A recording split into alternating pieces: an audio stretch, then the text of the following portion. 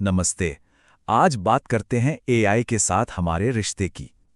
सवाल सिर्फ ये नहीं है कि हम इसे कैसे इस्तेमाल करते हैं, बल्कि ये है कि क्या हम सिर्फ एक यूजर बने रहेंगे या फिर इसके आर्किटेक्ट, मतलब कि इसके भविष्य को आकार देने वाले बन सकते हैं। शुरुआत इस दमदार विचार से करते हैं। ये हमें याद दिलाता है कि टेक्नोलॉजी कोई ऐसी चीज नहीं है जो बस हम पर थोप दी जाए।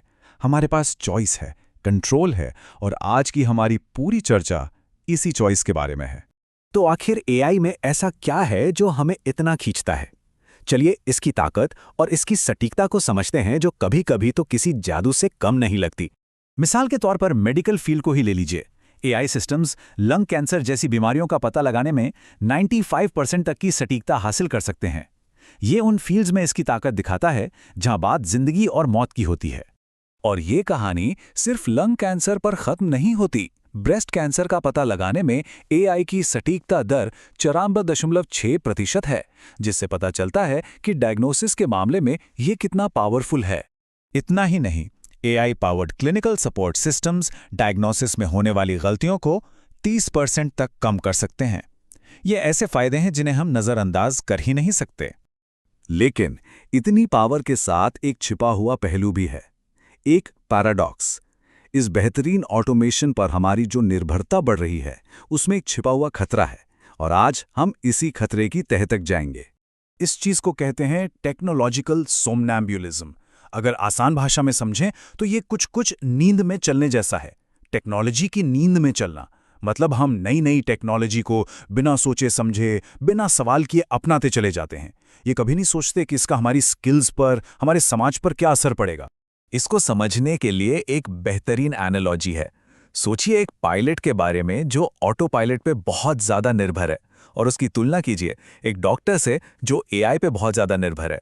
दोनों ही मामलों में खतरा एक ही है, अपनी स्किल्स का धीरे धीरे खत्म हो जाना, और जब कोई अनएक्सेप्टेड सिचुएशन आए तो उसके लिए तैयार ना रहना। तो सवाल यह है कि ऐसा होता कैसे है, हमारी स्किल्स कम क्यों होने लगती हैं।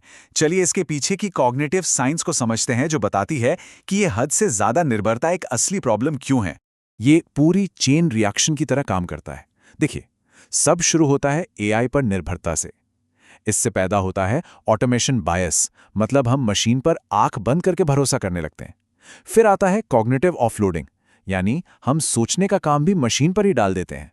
और नतीजा, हमारी अपनी स्किल्स धीरे धीरे खत्म हो जाती हैं और हमारी अवेयरनेस भी कम हो जाती है। तो देखिए, बात यह नहीं है कि एआई बुरा है, इसे एक बैलेंस नजरिए से देखना जरूरी है। एक तरफ इसके फायदे साफ हैं, कॉन्फिडेंस बढ़ता है, दिमागी बोझ कम होता है। लेकिन दूसरी तरफ इसके खतरे भी उतने ही असली हैं। स्किल्स का खत्म होना, जरूरत से ज्यादा कॉम्प्लेसेंट हो जाना। असली चैलेंज इन दोनों के बीच सही बैलेंस बनाने का है। तो क्या इसका मतलब ये है कि हम इस जाल में फंस चुके हैं? नहीं, बिल्कुल नहीं। चलिए अब प्रॉब्लम से हटकर सॉल्यूशंस की बात करते हैं। हमारे पास ये पावर है कि हम एआई को ज्यादा समझदारी से इस्तेमाल करें और इस रास्ते को बदलें। एक बहुत पावरफुल सॉल्यूशन है human in the loop model. इसका मतलब बहुत सीधा सा है, आखिरी फैसला हमेशा एक इंसान का होगा। एआई सुझाव दे सकता है, एनालिसिस कर सकता है, लेकिन फाइनल अथॉरिटी एक ह्यूमन एक्सपर्ट के ही पास रहेगी। इससे यह पक्का होता है कि ह्यूमन जजमेंट हमेशा प्रोसेस के सेंटर में रहे। और ये काम कैसे करता है?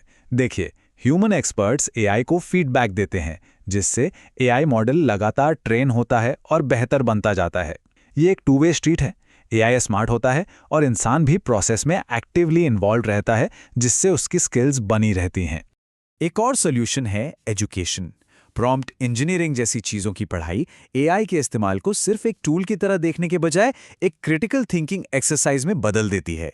इसमें थ्योरी, प्रैक्टिस, टीम वर्क और एथिक्स सब कुछ सिखाया जाता है। और हाँ, अपने लेवल पर भी बहुत कुछ किया जा सकता है। ये कुछ सिंपल प्रैक्टिकल आदतें हैं जो कोई भी अपना सकता है।